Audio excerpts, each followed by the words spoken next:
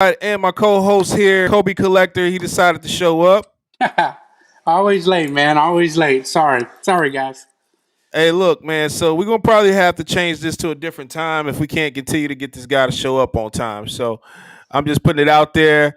We want to make sure he comes out there. Everybody pray for Kobe Collector to get here on time so we go ahead and get this show going. I know you guys are thirsty to try to get this information. I've told people all day, we try to build up for the show. So we'll try our best to continue to give it to you. I ain't gonna go too hard on Kobe Collector today. I know he's still trying to work his mic out. But this week has been crazy, and I feel like every day has been a nonstop going it's been crazy. Every day we keep going. Um, in this industry, it's kind of crazy. Let me go and change.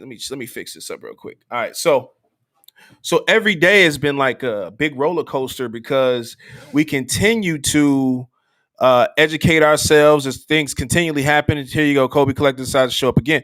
So look, so we continue to educate ourselves and try to go hard and learn as much as possible, and everything keeps happening in the industry. There's so many things we want to talk about today, and I ain't gonna lie to you, I don't even really know where to start. But I guess I'll start off with this.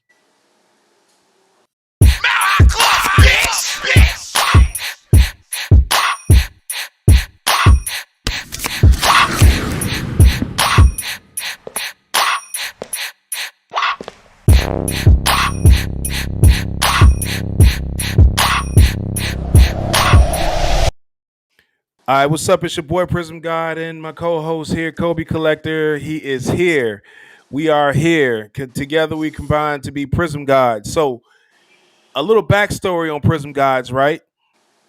Initially, when I first came up with the idea of PrizmGawds, it was supposed to be me, Miss Prizm Goddess, and my boy Jesse. At the time, it was no pun intended to Kobe Collector, because at that time when I came up with that idea, I didn't even know Mark. I just knew that I wanted to do a PrizmGawds show, and ultimately, to me, PrizmGawds represented the fact that I love Prizm, and I feel like there was a bunch of people that love Prizm just as much as me. So the initial idea for PrizmGawds came from me passing the torch to say, hey man, somebody that loves Prizm just as much as me.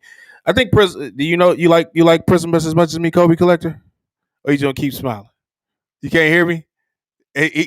All right, so Kobe Collector, go ahead and leave. Come on back. Try to figure it out, and I'm gonna carry the show for a second. All right, so when I initially came up with this idea for PrizmGawds, again, it was supposed to be me, Miss Prizm Goddess, and my boy Jesse. And if you guys follow me on my YouTube and you follow my growth of when I first got into the industry, are you there, Kobe Collector? Are you there? Can you hear Yeah, me okay? yeah, I can hear you. Okay, cool. All right, so when I first came up with the idea for, like I said, PrizmGawds, it was me, Jesse, and Miss Prizm Goddess, which is Joyce, my wife, right? So um, it was supposed to be a really dope idea. I didn't really know how it was going to go. Also, it was my boy Lee. All right, rest in peace, my boy Lee. So at the time, I didn't know Kobe Collector, but we really just kind of came up with the idea we're gonna do this show, and that's basically it.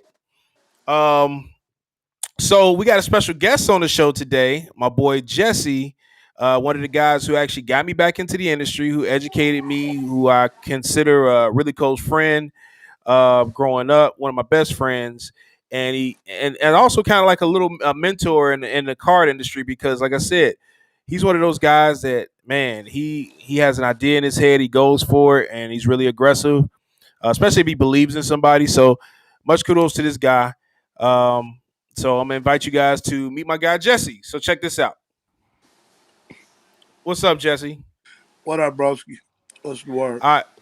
So look, what's crazy about this, right, is I literally, I know we're doing a show, and like I just sat here and told everybody, is the show was supposed to be just me, you, and Miss Prizm Goddess and Lee at the time, but because you didn't want to go buy a cell phone and you're a little tech challenged, it didn't work out, and we kind of had to figure it out on the back end. So now that he got an upgrade, he got a phone, we invited him on the show. Now he's here. So welcome everybody, Jesse.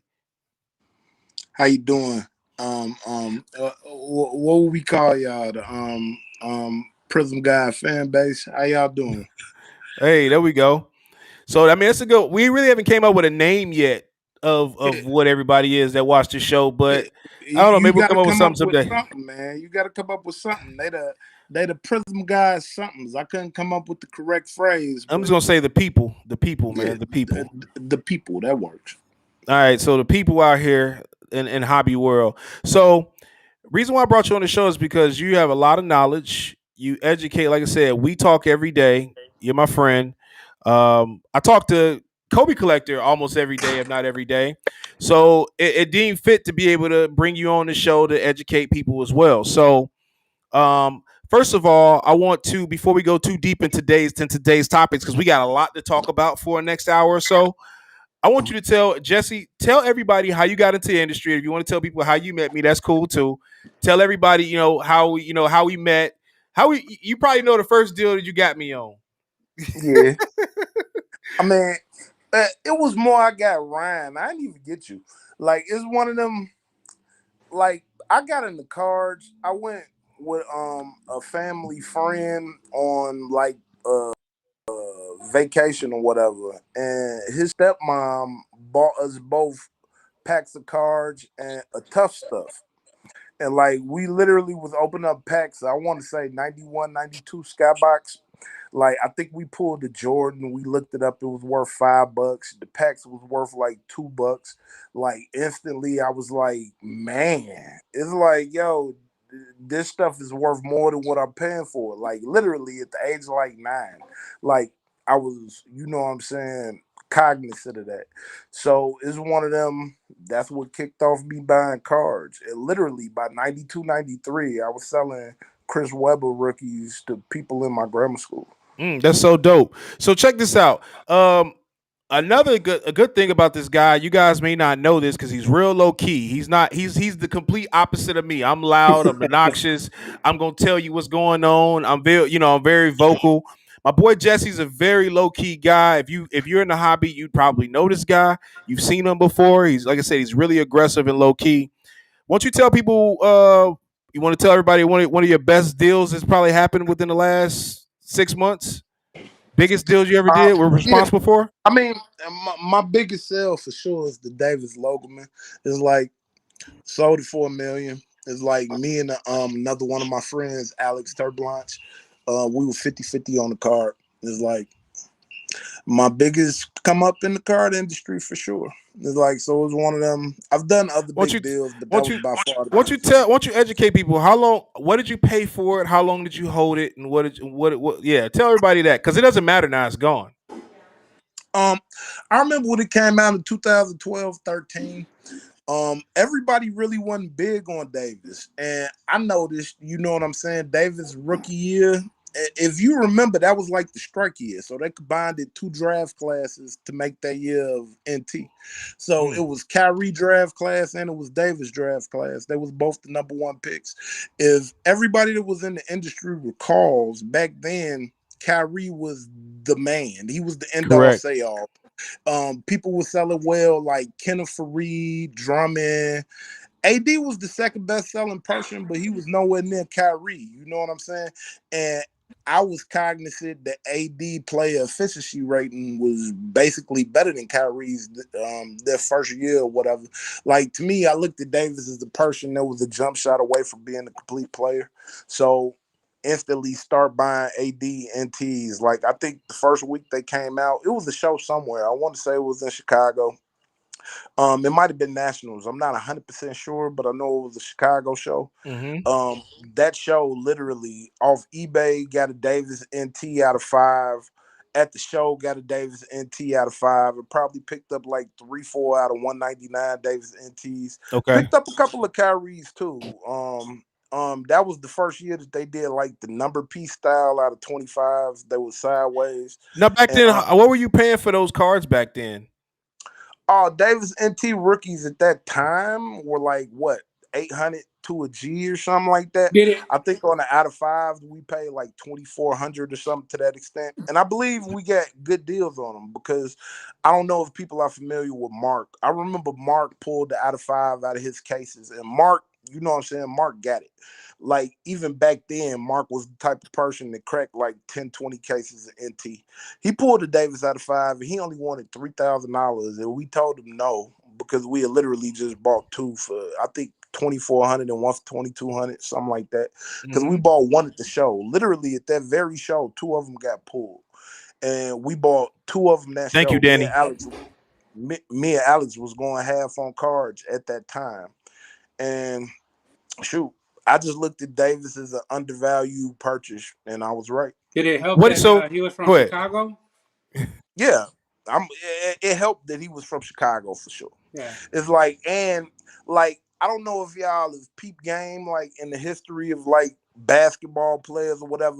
Normally when players have that growth spurt, like big men with guard skills. That's the future of basketball. It's like, cause size is the Gems. unteachable skill, right? Like, you Giannis. can't teach size. No Bobo? matter how nice somebody is, you can't make them grow. You can't make them have a better wingspan. You can't make them have athleticism or a jump. Kevin Durant. Yeah, Kevin Durant. Like, we go all the way back to Jonathan Bender and Lamar Odom. You know what I'm saying? Like, it's one of them. Like, size is the unteachable skill. So big men with guard skills, like, I've always been cognizant of, like, those should be the best players. Now, So Davis, you didn't really answer the question though in reference to how much you paid for the card. How much did you pay for the Anthony Davis logo, man? I mean, why is that so important? It doesn't matter when it's sold already. We want to know. Tell us. Give us the juice. I mean, we turned some number into $1 million, bro. That's was it under $20,000? I mean, the world may never know, bro. So we won't know. All right, I'm gonna say it's probably under $20,000. I'm just gonna say that.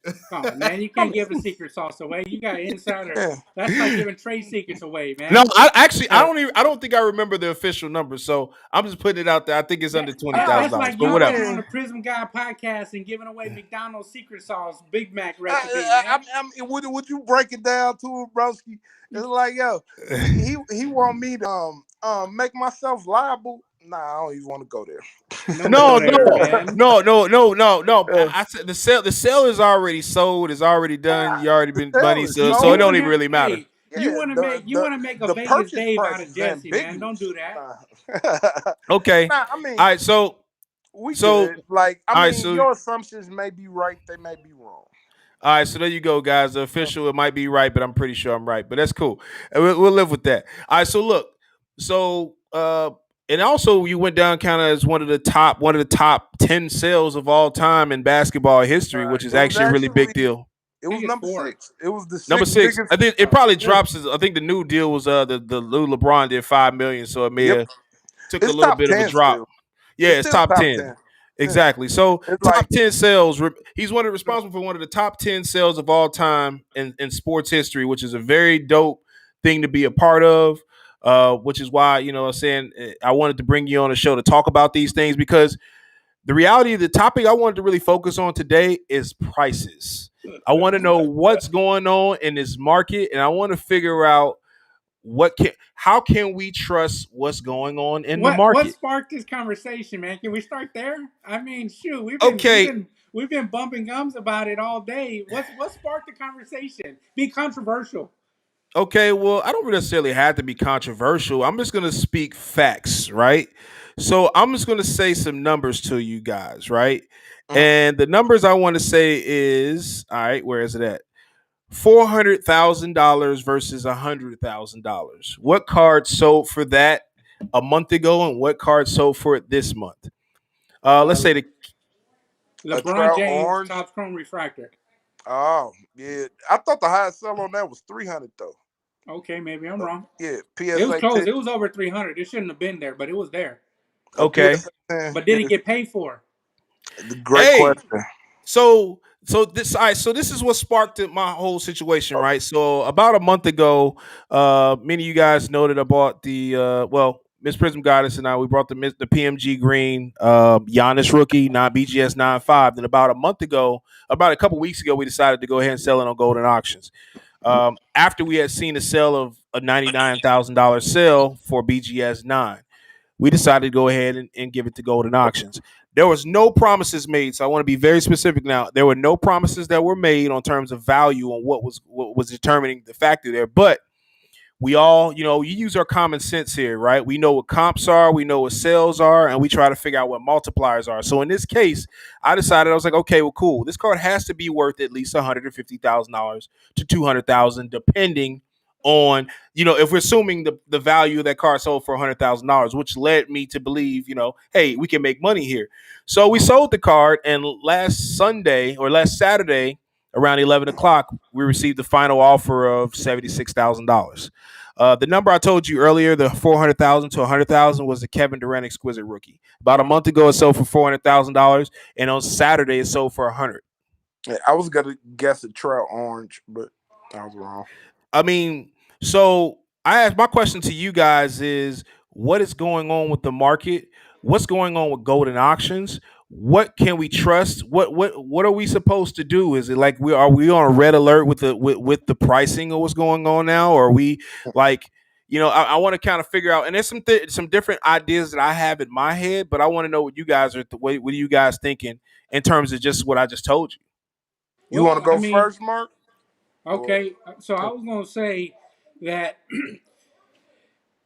big sales boost numbers, right? They talk Okay. about bringing the milkshake brings all the boys to the yard. Well, high prices do that. And Yeah. so whenever you see a card going for all time high, all of a sudden that brings all the cards, like, we'll take the Michael Jordan Mm. for instance. It went for 750,000. And then Yep. all of a sudden people were jumping on nines, they were jumping on eights, sevens, and so forth. And all Yep. those started going for record highs, right?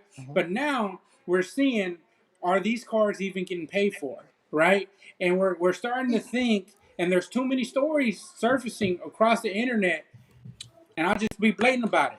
Golden auctions aren't being paid for. So why are these auctions being pumped up the way that they're being pumped up? And then people, they don't go to the first buyer, they go to the second buyer, and then your money goes down. So to me, everything's getting pumped up to drive the lower grades up, and then it's a pump and dump at that point. Mm. Well, my perspective on it is a little bit different when it comes to that. I think that's true. This is my thing. How many PSA 10 Jordan rookies are there?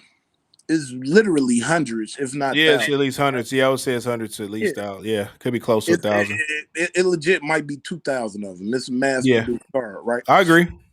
If one hasn't ran in 4 or 5 months, then one runs and it goes for 700K. Then next thing you know, 20 of them are available for sale privately and going on auction.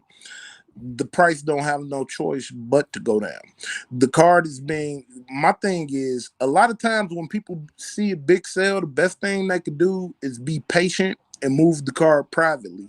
If you throw it up on auction and two other people who have the same idea as you, because it's literally thousands of them, y'all don't have a choice but to push the price down. The card's not appearing rare, now it's appearing common because people are seeing it too much. In your Mm-hmm. scenario with Giannis, it's a card that it's only 10 of, bro. Like, it's one of those, all of a sudden, you go from not seeing that card for 2 years and one going for 90K to boom, four of them pop up out of nowhere. Mm-hmm. Like, of course it's going to sell for less. You're killing the scarcity. A lot of times people push cards value down. It's that simple. In the scenario with the Durants, where you say it went from, I think it went from like 130 to 800. It wasn't even 400. The last goal, BGS 9, went for like 800 something K. Authentic and a BGS 9 are two completely different cards. And in a Durant rookie card, exquisite, BGS 9 is actually a good grade because of the low number of Very. 9.5s or PSA 10s. A BGS 9 is almost like a 9.5. You know what I'm saying? So that's a Mm-hmm. unique card that is not a lot of 9.5s of. I believe is one or two 9.5s and one or two PSA 10s out of 99. Like, it's a hard card to grade. That card didn't grade easy. So the difference between a 9 and an authentic, which may or may not be trimmed or have some sort of significant damage, should be a big difference. I don't know if it should be times 7.5 or whatever the math is on that, but it should be a difference. You know what I'm saying? Those cards shouldn't sell for the same number. A BGS 9 of a card, like when we're talking about a gold, it might be 195. No PSA 10s. A Okay. BGS 9 of that card versus an authentic slab of that card should sell for significantly different numbers. They shouldn't sell for the same number. Like, people don't realize how good a 9 grade is on that card. Well, But at some point in time, at some point in time, I will say this: at some point in time, you're not buying the card, you're buying the grade, depending on what it is, and in a 100%. situation like that, I mean, especially when you're talking about something that's that's is rare, and it's rare, hard to grade, and then you get a decent grade on it because there's not a whole lot of 9.5s, there's not a whole lot of PSA 10s, and nine's probably going to bring a premium. Absolutely right, 100%. A 9 but like a 9.5 in that scenario. Well, if you I open agree. up that product, it's a different card stock, right? It's like opening up vintage but Yep. thick. And so that card, it actually it flaked. It Yep. came up Yep. a lot easier. And it had dark borders. Yep. So So chipping is going to it's a be double super whammy all the duper. way. Yeah. It's a triple whammy all the way around, man. 100%.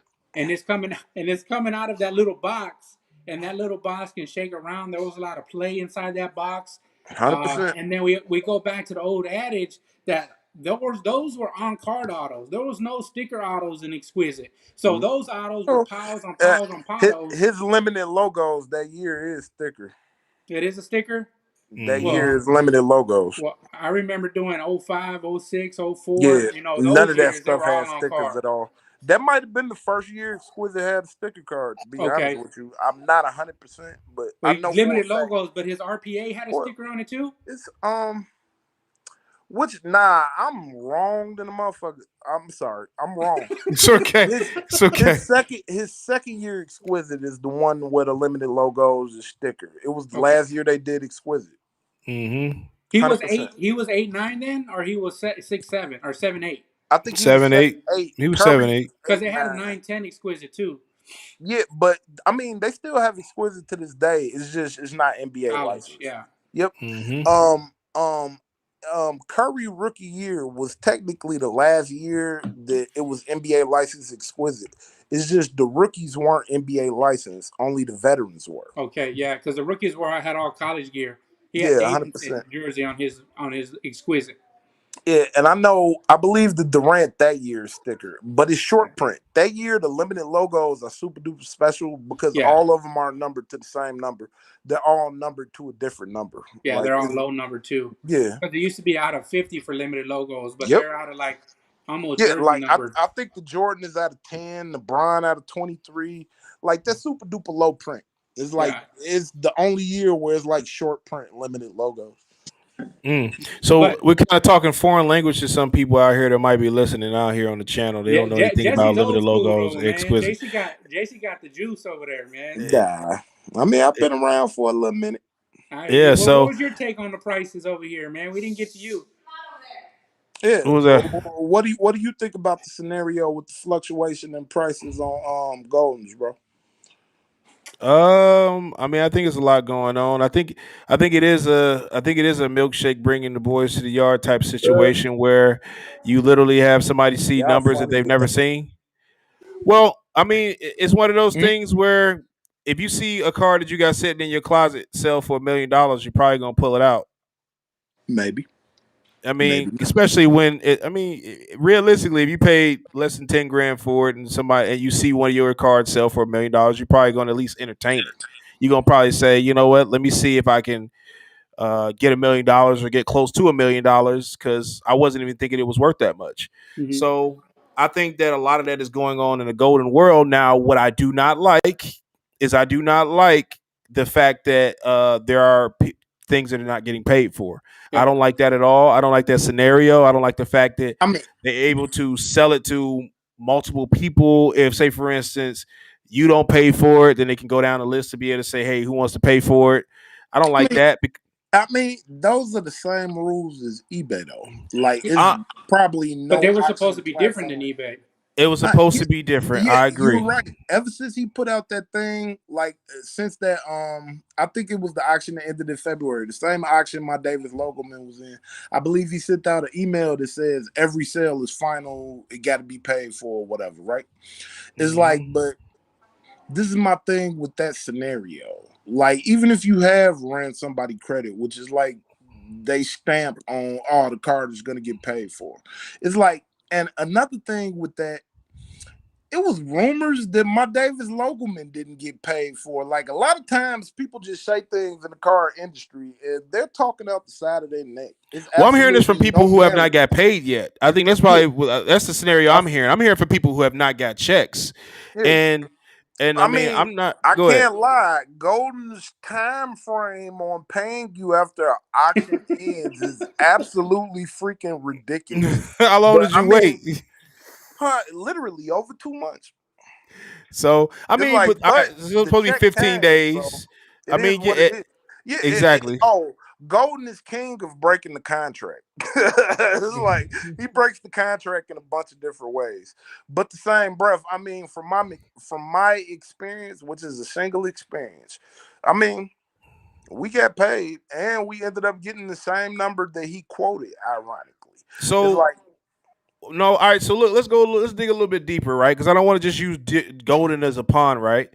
yeah, I want to talk about what's going on in the hobby in terms of pricing. Like, why is it so hard to sell a card now? What is it's going on to not. I where? mean, Go ahead. bro, if you have USC racing or soccer, it's very easy to sell a card right now. The money's So Well, you you just said just the been said. market shifted. pivoted. So you said. So Mm. basically, you're saying. Go ahead. Go ahead. Go ahead.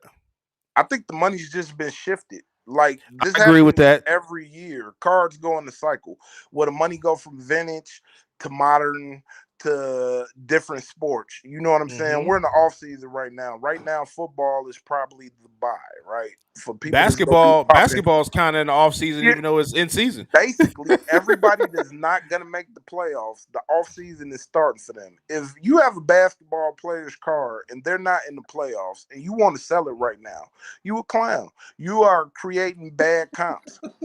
That's what you're doing. You You're are creating creating bad bad comps, being comps. There thirsty. you go, guys. Don't be thirsty and create a bad comp. That Hey, you like that? but You probably Kobe's like not in the that, playoffs. Oh, Mark. I mean, Mark, you it's like cool. that, I mean, it's don't actually you? good for people that are smart buyers because you create a bad comp.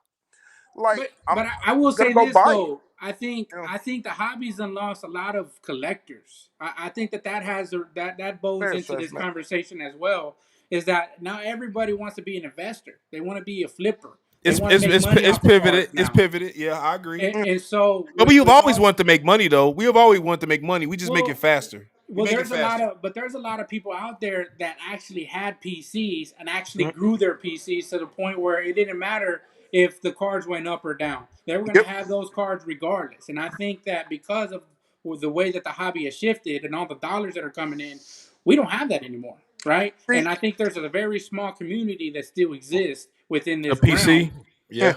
But see, this is my thing. People still have PCs. Like it's one of those. I think so many new people came in. The percentage of people that have PCs went down just because we have so much new activity. You know what I'm saying? It's like so when the numbers increase, the number of collectors aren't going to increase. They're probably going to stay the same. People that were like legit collectors were always going to be in the game. The new influx of money that came in are not collectors, they're Mm-mm. investors. Like we got people from the stock world, we got people from the shoe world, we got people that's literally just trying to stand in line at Target or Walmart so that they can make their profit off them boxes. They don't even know what they buying. They just know if I go and buy this for $40, I can sell it for $150. They don't even know what they're purchasing. You know what I'm saying? It's Yeah. like they haven't conceptualized what could possibly come out of this.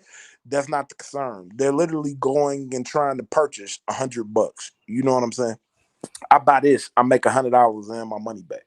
Yeah. That's all they worried about. You know what I'm So saying? I know. So it goes back to my saying. There's no.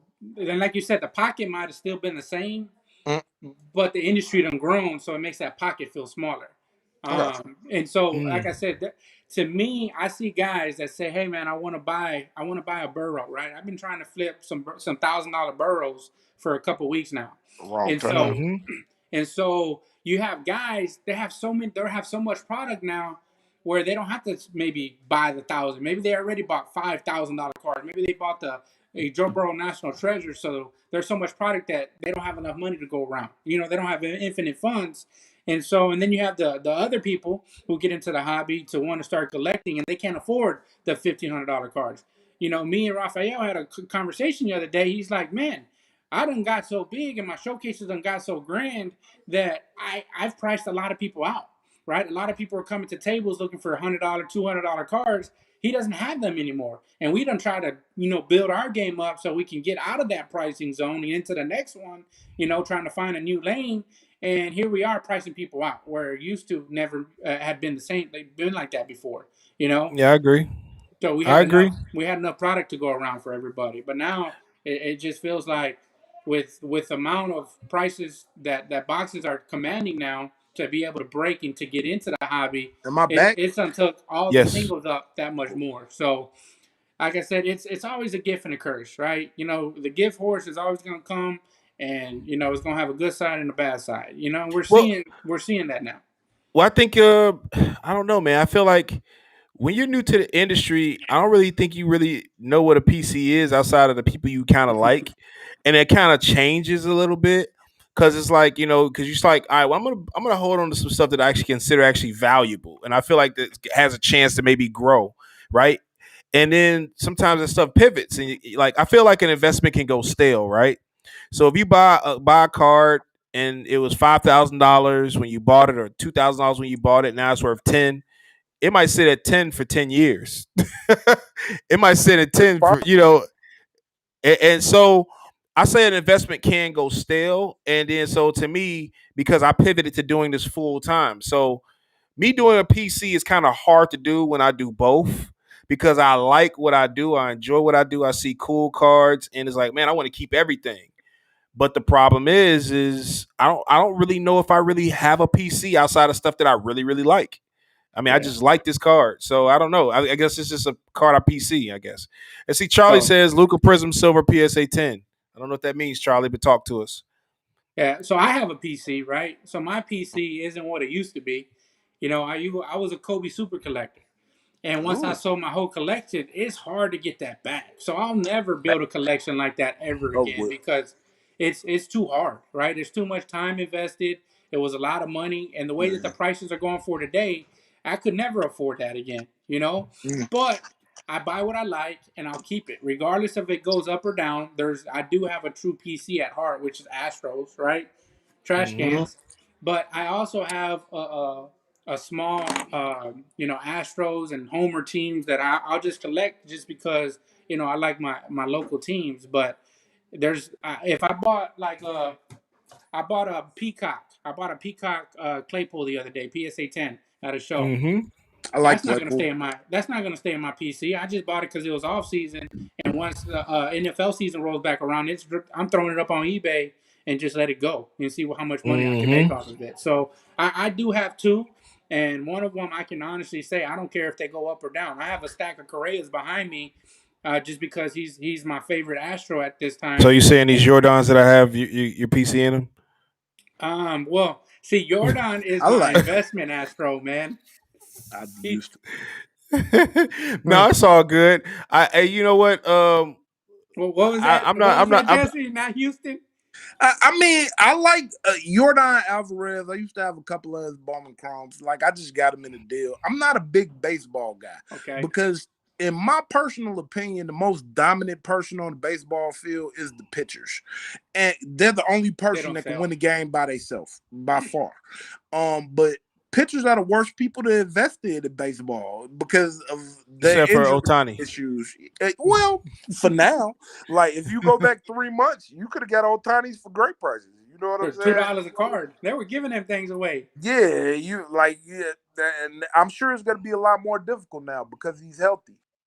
But Mm-hmm. let him have one L and see what happens. Like He, it's he one of had one those. already though. He Yeah, had one already. He already came back from it.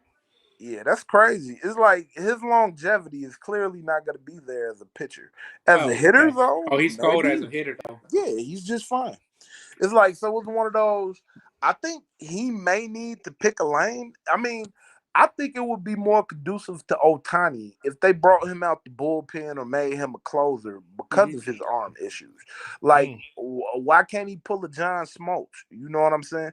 Where it's like, yo, he was supposed to be a starter. Or if people don't realize Aroldis Chapman was supposed to be a starter. I Yeah. know this because I used to have the Superfractor. It's red, like a couple of oranges. I had a crazy Aroldis Chapman collection, but I popped all that off, right? It's one of them sometimes, even if a pitcher has starter talent, is in their best interest for their health of their arm for you to either make them a relief pitcher or a closer so they're not putting so much stress on their ligaments. You Hey, know but what they I'm don't saying? make that much money though. Nah, I mean that's true, but Otani a hitter too, so he ain't even gonna be in the same category as a closer or a relief pitcher. You know what I'm But you saying? know he changed the game though. They even have MLB Show even changed their whole proof of concept on their road to the show where they're starting to introduce two-way players where they didn't do that There you before. So go. I think Or that's I, pretty Tiny out the neat. bullpen I is a good mean, idea. I think it's dope. It's like nowadays with pitchers, you have a couple of pitchers that throw right and left-handed, which is personally. I saw that the other day too. Um, Yeah. and you good pitcher hitting combos. Like you could argue that the groom could hit on the regular. You know what I'm saying? It's like it's one of them. The groom, I think he has he got some stat. I think he got more hits in the game. Did he get hits allowed in the season or runs given up? It's one of the two. It's like Yeah. he's batting somewhere around 500 and pitching lights out with no offensive support. You know what I'm saying? Yeah. But It's like it's one that's of the those. reason I've well always that you don't see pitchers sell that much because you only see them one every 5 days. Whereas a position player you agreed, see them every but day. 100%. But what wins you playoff games in baseball? Pitching, right? Yeah, but you can't win a game 0-0. No, you're right. You can't win a game 0-0. How many times are you going to get two? What? You're 100% correct. It's like, so someone has to score. Someone has to score. You're right. It's like, so it's still a team game to an Yeah. extent. But a pitcher is the only person that can hold the team to or something minimal, you know, by themselves. Well, even though people are playing defense, sometimes pitchers make defense easy. But you get a pitcher that might not be a You put big people in strikeout pitcher. scenarios. You put people Yeah, in a ground scenarios where they ball.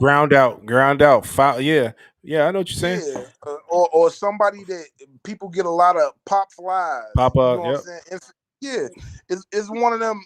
I'm making the job easy on my defense because of But that's my what a pitcher's talent. supposed to do. But like you said, they don't get no of in the industry, and Oh it's man. unfortunate. See, But but it's funny because they used to back in the day. If you remember Kerry Woods and Mark Pryor and yeah, what they used to Nolan sell for good Ryan money. Oh Yeah. used to man. See, be why to you the have to bring out the industry. Cubs, man? Man, I'm not a Cubs fan. I'm a White Sox guy. I should have brought up Wilson Alvarez, and Alex Fernandez, and Blackjack McDowell. It's Yeah. like, but it's one of them. But Their Kerry Wood's cards dope. didn't do what Kerry Woods and Mark Mm-mm. Pryor cards did at No. Well, all. I tell you what. Here goes the interesting fact. Bryce Harper was one of the hottest, youngest prospect that came out in Yep. 2009. I think that was the year.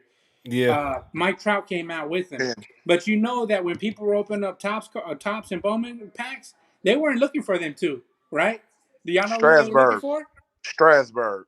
You got it, Uh, my man, right there. you literally just said who brought me back into the card industry. Man, that dude right Stephen there. Strasburg. And I honored Stephen Strasburg so much because of the way Tony Gwynn talked about him. Tony Gwynn is one of my favorite baseball players ever. Baseball IQ off the charts. Knows exactly what he's doing. Probably the best hitter since Ted Williams or Pete Rose, depending on how you look at it. Is one of them. Tony Gwynn spoke so highly of Stephen Strasburg.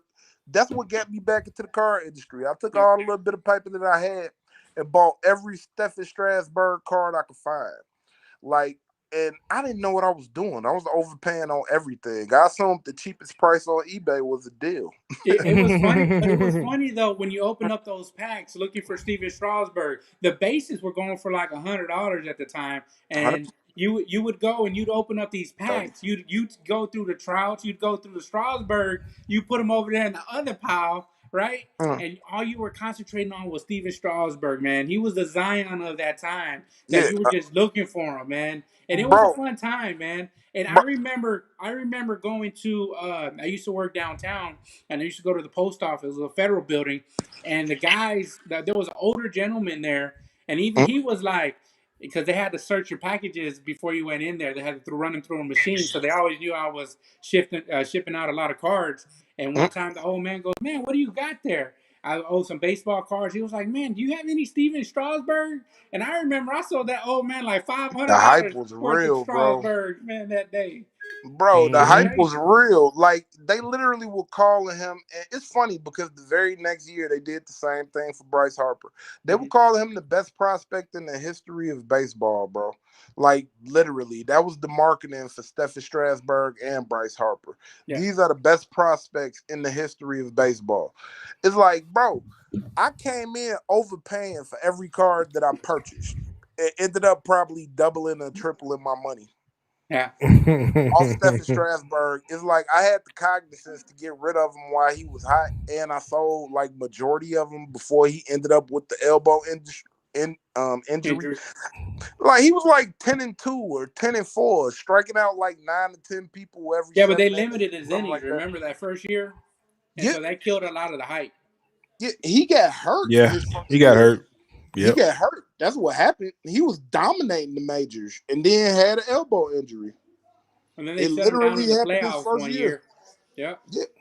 It's like Stephen Strasburg is as good as the hype was. yeah. His And what was the other pitcher's name that you was pulling you was buying too besides Strasburg? It was the other one, Aroldis Chapman. Yeah, Aroldis Chapman. I preluded to that early. I went crazy on Mm. Aroldis Chapman. Yeah. 105. It's like, bro, I remember it was at a show, and it's funny because I bought it from Terry and Jeremy, bro. Like they had like three Aroldis Chapman Bowman Chrome rookies on their table.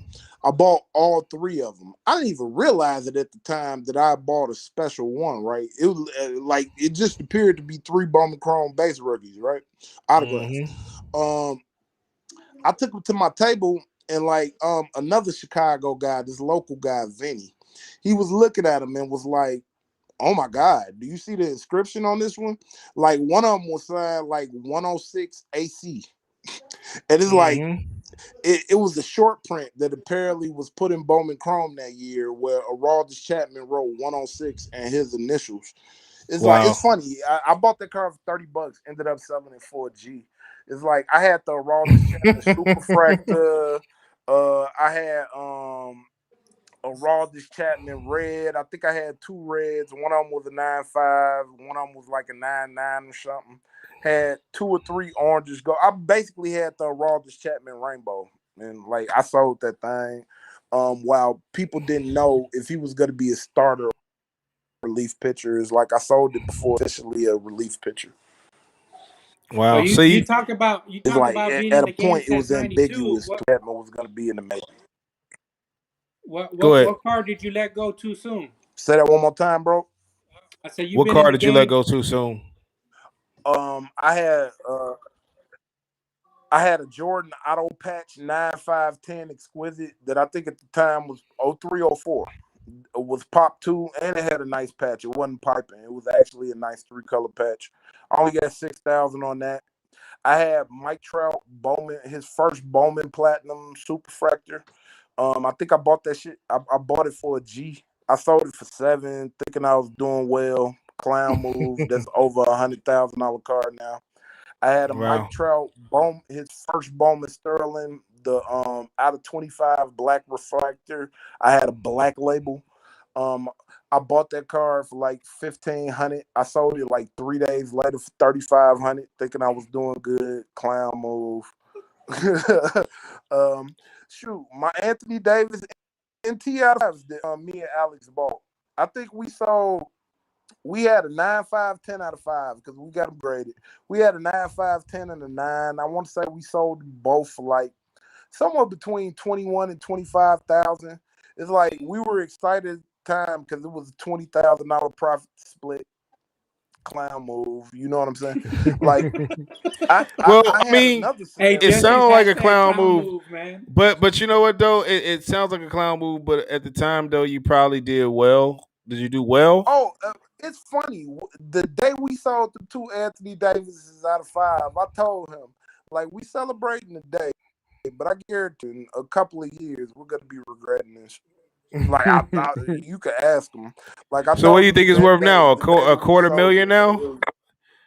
A quarter million, number What the is five. actually not a quarter? It's over 100. They over 100 for sure.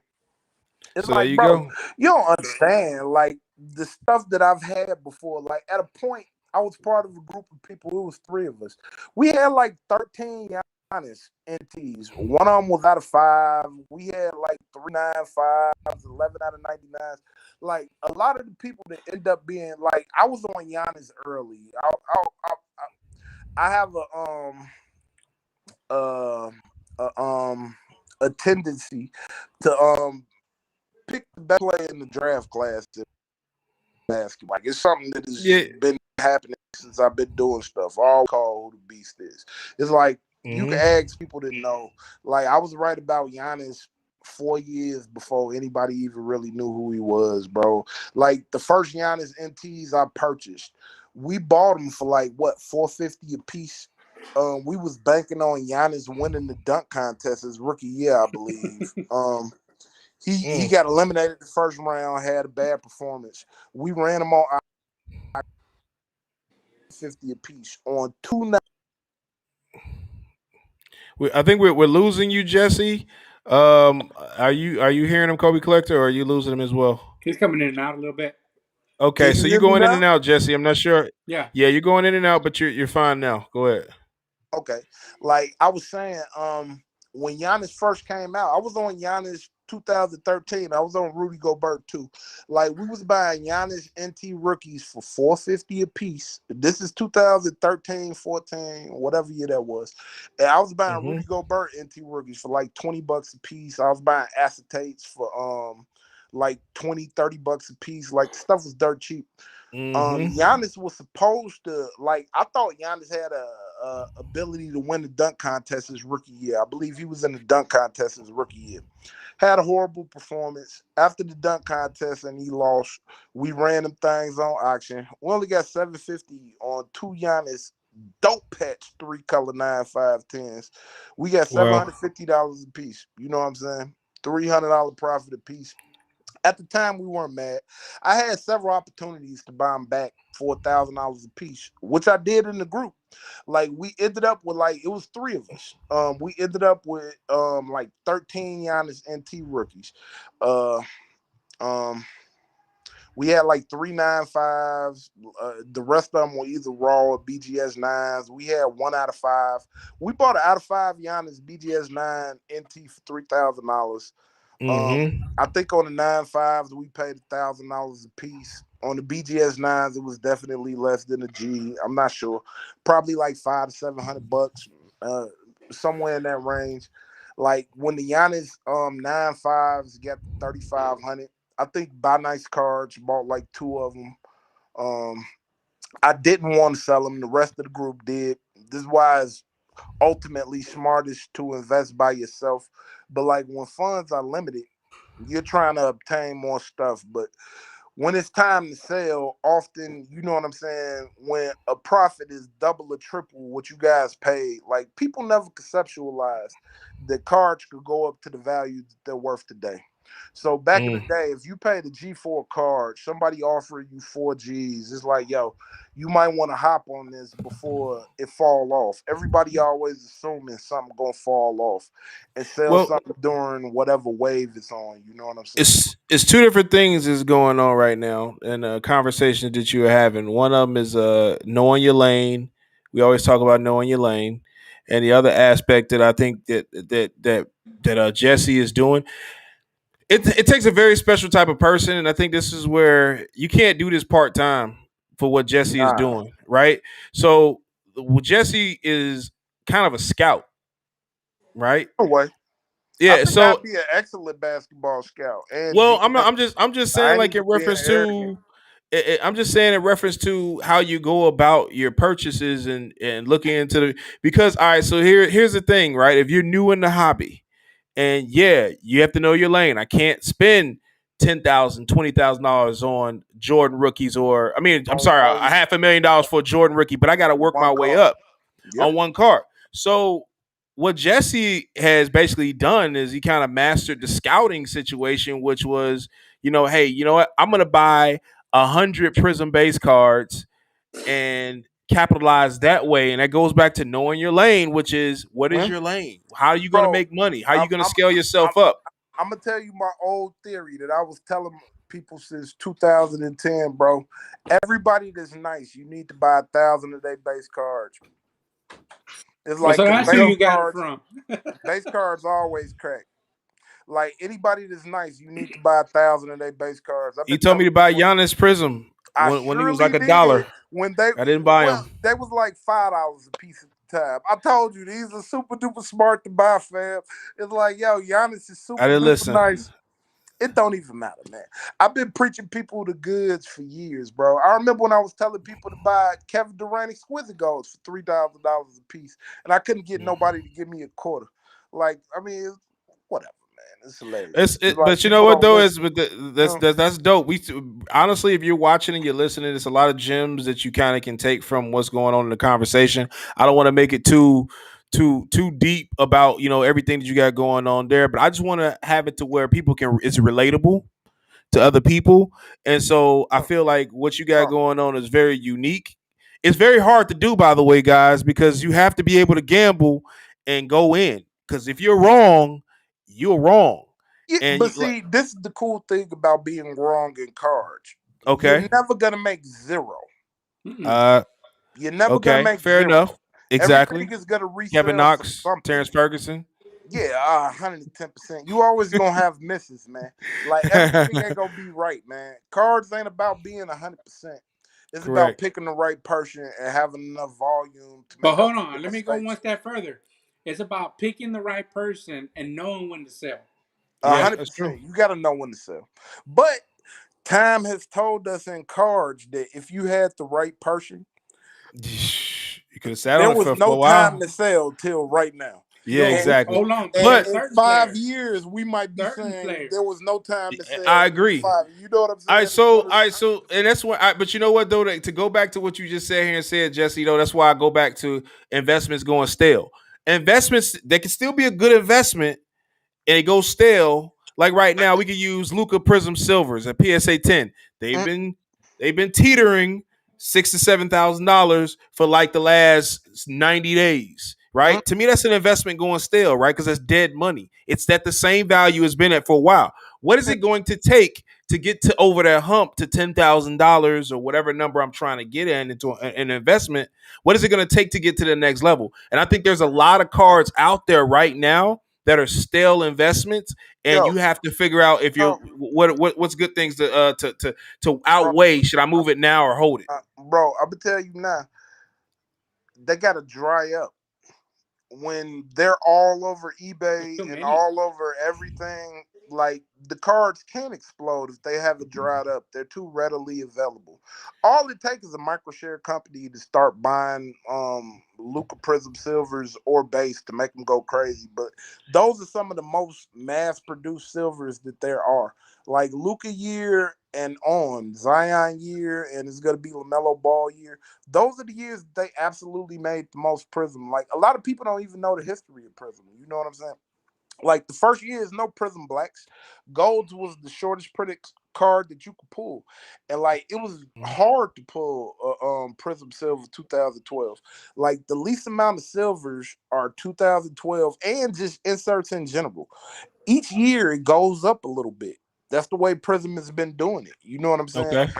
And it's one of those, like, a lot of people really aren't cognitive of that being a fact that every Mm-hmm. year the amount of silvers or base differ. It's not like the earlier the prism, the more short print. The later the prism, the more mass produced. It's like, and it's because of the popularity of the product solely. You know what I'm saying? So it's one of those. That's why a lot of people be like, select might overtake Prism, because select is hobby only. There's no select. And they don't add a new insert or increase the numbers of the inserts every year with select. They pretty much keep stuff the same. You know what I'm But saying? Select just did retail this year for football, Yeah, so it's I coming mean, for basketball. yeah, It's pretty yeah, obvious it's going to happen. it's the very first year. You know what I'm Yeah, I saying? It's agree. never And they been also retail added a before this year. different layer field level too. I think I think it's like what is the other one?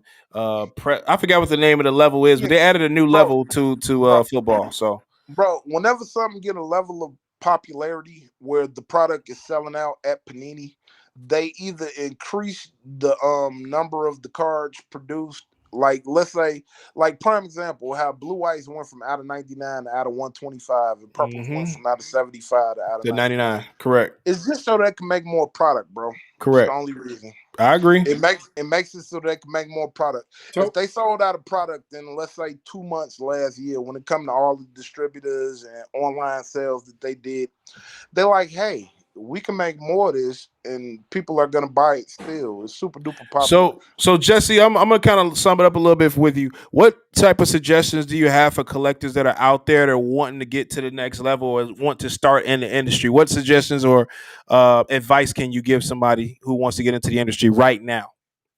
I would say taste is of the most importance. It's not all about what's the most expensive. Have some taste, and investing in How do popular you know what people. taste is though? If you don't know exquisite, you don't know upper I deck, like mean, you weren't here for that. How do you know what taste is? I mean, Mark, I how do you mean, know what taste is? it's a shiny. popularity contest. Well, popularity is we I love mean, we love Prism Silvers bro, bro, and Prism Gold. would you like for me to rank the products? Well, no, you don't have to rank the product. It won't have to be that deep with it. I was just kind of like just trying to simplify it for somebody I who mean, don't know. Like assuming I'm bro, somebody, I'm new to the like, industry. How do I get into the industry to where it makes sense to me if I I don't know mean, the industry? bro, either you're gonna have to be smart enough to invest in a sleeper, or just gonna have to be patient. I mean, hypothetically, like let's say you want to be smart about things, like who would be players to target that cost a little bit of money but are arguably undervalued. Like I was you gonna ask on you this that, Scout. dude's wave that I'm about to mention. There you go. Westbrook. Last year, the argument would have been Harden. These are people that are semi-expensive but still affordable, who cards can rise because of their historical relevance. You know what I'm saying, or potential historical Okay, relevance. Right? Westbrook's about to It's pass one of Oscar those. Robertson. Say it You say again. Oscar Robertson? Yeah, 100%. He's like 9 away or 8 away from passing Oscar Robertson. And He'll do it besides this year at this LeBron, rate. He's doing it every night. He's gonna pass I it mean, this if year if easily. he don't, it'll be at the beginning of next year. If he But he don't, won't it'll be the he won't beginning get of the the Hobby next year. It's Love. You definitely see going to happen. Oscar Robertson, who some Nah, it's people coming. Like, bro, they say he's the greatest basketball player that ever laced them up because he came he's pre Jordan, right? So they say Oscar Robertson was the GOAT before Jordan, and he's not even in a lot of people's top mm, 10 now, right? So you're gonna get a I guy agree. who has over will. 180 triple doubles, right? And he's not even gonna scratch the top 10 ever all Mm. time. And the stuff that he's doing is beyond ridiculous. I don't think we'll see another guy that's averaging a triple double at the frequency that this dude is doing it in. Yeah, that's true. He's doing it every night consecutively. He ain't doing it like I mean, dude's a freak of nature. I knew he was good, I mean, talented, but now it's just kind of like he's on another level. see, He's on for another me, level. So kudos to for him. me with cards, you got to look at stuff from a historical point of view, right? Like LeBron's going to be the only member of the 40,000 10K club. Westbrook is going to be he's going to be 30,000 10K. And it's like Harden gonna be right up after Westbrook, just from a historical standpoint, as far as things that people haven't done in the history of the league. Like, I mean, Westbrook, Harden, even Hey, though Harden appreciate that, Junks Whack. rookies a year. Last year, Harden better advice. I think Stephen Curry, because he's gonna Reggie Miller for threes. Curry, Yeah. Lillard, because Lillard is gonna end up passing Curry on the 3 point list. Like You think you so? just got to look at things smart. Look at things from a historical standpoint and just from an undervalued standpoint. You can Okay, also look at players. makes sense. So you can look at players that are limited in their time. It's like if the team make a move, all of a sudden they go from a player that's gonna get 15 minutes to a player that's gonna get 30 plus minutes. It's like Hmm. opportunity creates better stats and more value in the hobby. So you got to So look at you being players who you being the should be scout that you are, I starters was going but to aren't. ask you, who did you like from this draft class? Yes, we're gonna cut. And also, guys, we're gonna wrap this up a little bit. We're almost approaching an hour. And hey, look, I appreciate you guys giving out all Could you this say that one juice. more time, bro? You was breaking But up. he was saying that basically, since you're a scout, are there Could you say anybody? that one more? All right, so Jesse, can you hear me? All right, I think we lost Jesse. So I think Jesse's gonna probably come back in a second. We'll get him to answer this last question. All right, guys. So let me talk a little bit for a second. On July 16th through the 18th, we will have the first ever PrizmGawds presents Culture Collision. I have a trailer I'm actually going to premiere with you guys tonight, and I wanted to go ahead and showcase it now. I think I'm gonna go ahead and showcase it now. Give me 1 second. Give me 1 minute. Let me see. Jesse, you there? Can you hear us? Yeah, I'm back. I ain't hear what y'all was saying. It was Okay, so basically, breaking I up. basically was just saying I'm about to premiere the trailer for Culture Collision. But what I want to do first is I want you to answer that question because we've been on for a whole hour, and I know we could talk forever. But Jesse, I'm gonna have you on the show again, so you ain't got to give up too much juice. But what I want you to do is go ahead, Kobe Collect. You want to answer what you said? I was saying, Yeah. since you're the What was the question? professional scout of the group, who did you like in this year's draft? I give y'all two sleepers from the last year, the last Oh, 2 years, come right? on, The man. McDaniels brothers. Oh, they're good. Y'all don't like the McDaniels brothers? They're really good. Jalen and Jaden? Yeah, they're really good. Yeah. He I said think this year. those He are said, "I'm two not telling sleepers. you." That's Why? cool. You know who I like Nah, from I this year, mean, though? it's one of them from the last 2 years. It's two brothers, I know. Jalen and Jaden. One of I them know on it's just funny. Charlotte, one of them on Minnesota. Hey, just like hey, Hmm. you see how he skated? That dude got he got a professional scooter over there. He done scooted around the damn national treasure Anthony Davis question, and now he done scooted around his scouting skills for this year. But I let me mean, ask you this: I ain't gonna give away everybody. I think I just gave y'all two gems right I there, know though. The I like the McDaniels McDaniel's brothers. brothers, but Trust I me. was gonna ask you, what do you think about Kevin Martin Jr.? Mm. Oh, I like his athleticism a lot. This is my thing. I think he's a starter potentially on a bad team, not a contender. On a contender, Okay. he's a Yeah, role I player. see that So too. I see that too. But I mean, that's the we'll homer in see. me it's like, asking man, you. he's super duper athletic. Yep, I think he can win a dunking Say that one more contest. How time. about that? I think he can probably get a dunking contest in I potentially. mean, he got to go against Cassius Stanley, RJ. I don't want to talk too much, man. It's like I know who all these I dudes wanted to are. get that gym, man. Maybe you can send me that gym in like a private message or something, man. I want to see Hey, what the there you go. scouting game like. That's okay. All right, so See, look. this is my thing. The NBA. Hold on. The Very NBA good. is so overcrowded with talent right now. It really needs to be expansion because there's a lot of people that are capable of playing well that just don't have the opportunity. The Yeah, look Mm. at minutes ain't there. KPJ, Kevin Porter It's Jr. I mean, I see a lot of them still playing in 100%. Houston. Yeah, a baller.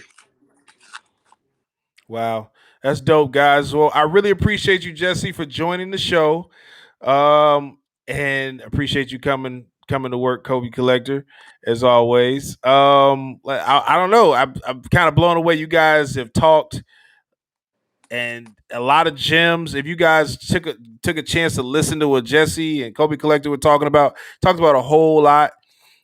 Every week we'll continue to give you some gems and some information that may be beneficial for you guys.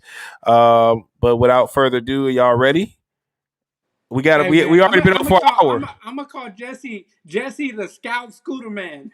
No, because Ready for what? he be. Hey guys, before I Hey, premiere this video, I want I to say, do you guys appreciate you have any though. questions? You guys have any questions at all for the fans that are listening right now and watching right now? If you have any questions you want to ask Jesse, feel free to ask them before we go ahead and premiere this video. Because after that, we're gonna get off, baby.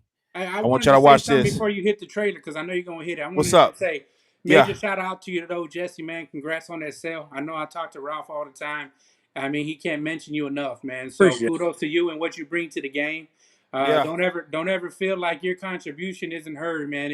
It really resonates on so many levels. So just wanted to give you kudos. Well, I'm a That, spawn to Jesse, man, because at the I end of the day, appreciate even that, though I bro. got into the You are before so I got into dope the too, industry, man. You a real nice Luka Doncic that I've heard about. It seems real nice there, real nice. It's like, so your contribution is appreciated too, bro. I appreciate the kind work. Hey, so look, Jacob Grady, my cousin, he's actually chiming in. He Did says, we "What's some break good up? cards?" No, No, we he's still hear there. you. You still there? Can you hear us? Is Jesse there? Oh, all right. So here we go, Kobe Collector. What are some good cards we should pick up if we're just starting out? Depends on the sport. So for me, I think we're rolling out of NBA already. We're Yep. starting to see that already. I mean, you can I'm still pick back. up a few cards if you Buy want to do some football and if go you want to do some quarterback. scouting in NBA. But for the MLB, and I mean honestly, you can start picking up off-season moves like Jesse just said. But NFL season's right around the corner. Yep. Like Raphael said, there's some gems, some quarterbacks that you can buy that are relatively cheap. There's Yep. Burrow. I think Burrow's I still mean, look what relatively Sam cheap. Bradford just did. Nobody. I had a PSA 10 pop Right. one goal last year.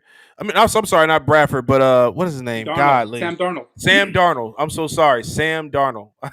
Yeah. So, but but he's gonna get an opportunity in he's gonna Carolina. get Now, I don't know how opportunity. good they're gonna be. They got McCaffrey there, so he's gonna be decent. But we're Yep. gonna see what the They potential is obviously on see him. something. They obviously see something. They got rid of Teddy Bridgewater. Yeah, but he He wasn't. wasn't that great. No, I I mean, know, he but was a game manager. He wasn't the worst quarter. I He mean, was mid-tier, mid-tier, he ain't gonna win mid-tier. championships. yeah, Nah, that's true. probably not. Hey, I so mean, hey, so unless your No, so Jesse, I defense say is just start amazing. looking at football, man. Go start. I mean, depending on what lane you're in, right? If you want to start off small, go pick you up some Prizm football base cards of Burrow or some of these Yep, quarterbacks. Start yep, picking I up those agree. guys, agree. and you'll see. I mean, even I think Jalen Hurts.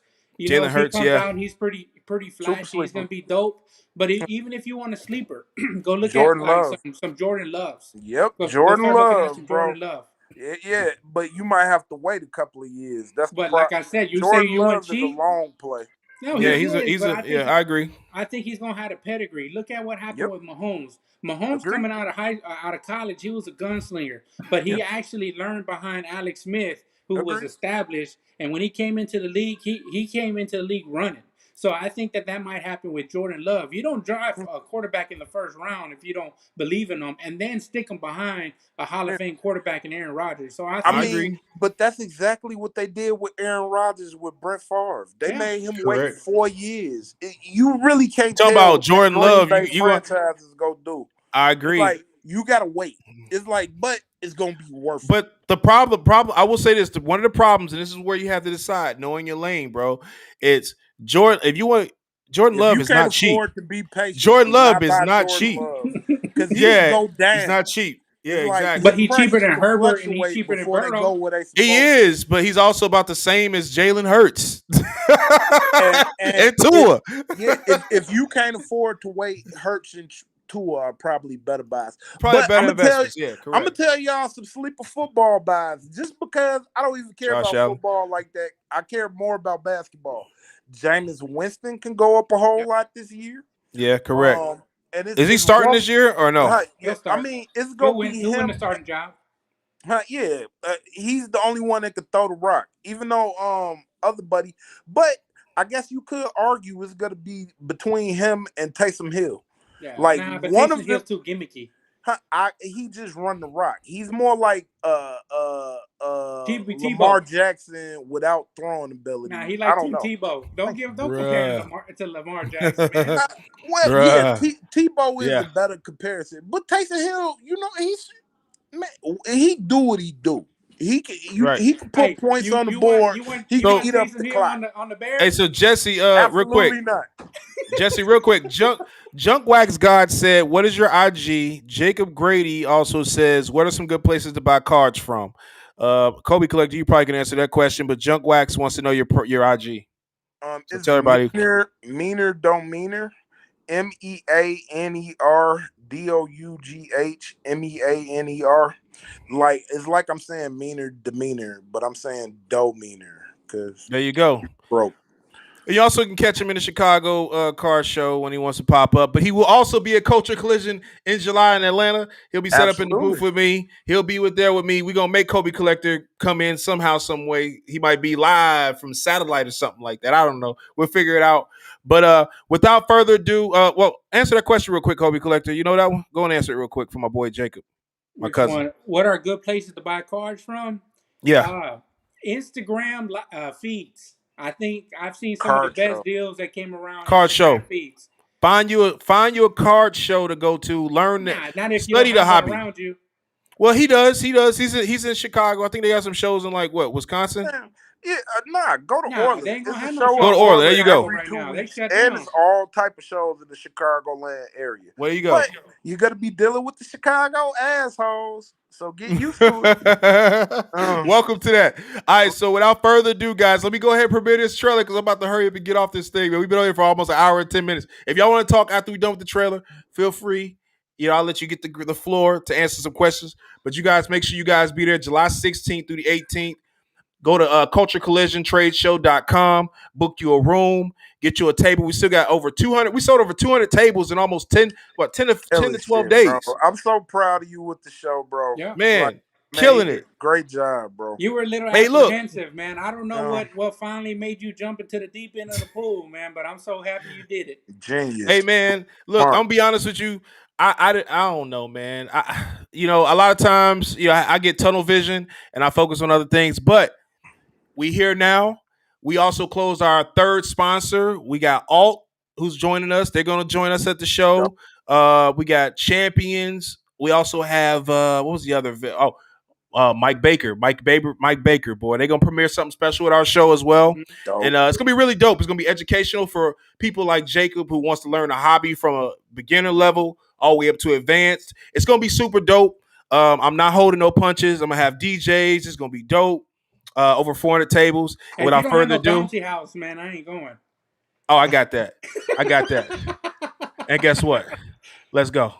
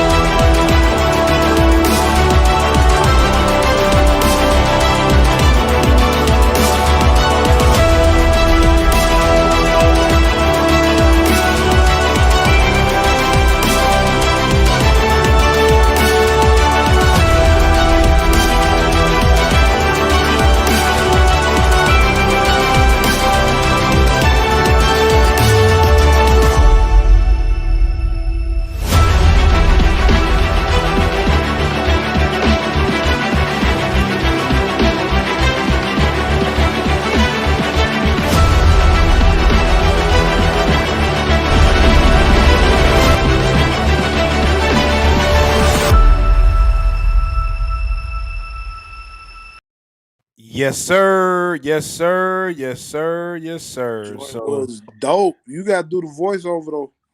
hey, so look. So that was the trailer for the show. I just want you guys to see how beautiful Atlanta is and the That culture is in spot Atlanta. was super duper nice in the A1 area. So it's crazy because we're gonna have over 30,000 square foot, over 400 vendors. It's gonna be the culture. We're adding sneakers to a card show. I don't think that's been done yet, and I'm hoping that you guys enjoy where I came from in the sneaker And culture, and comic then in the and comics. We're gonna have memorabilia. We're not holding no punches. We're gonna make it a very special situation for you guys. We're right across the street from the Atlanta Braves stadium, so you can catch you a game while you're beautiful here. location. Yep. So you guys make sure you guys chime in. Go to culturecollisiontradeshow.com. If you ever have any questions or concerns, feel free to DM me, PrizmGawd on IG. It's my boy Jesse here. It's Meaner Demeanor on IG. Man, I appreciate you guys checking in. And Kobe Collector's already gone. I guess he just enjoyed it that much. I Peace know. and good night, guys.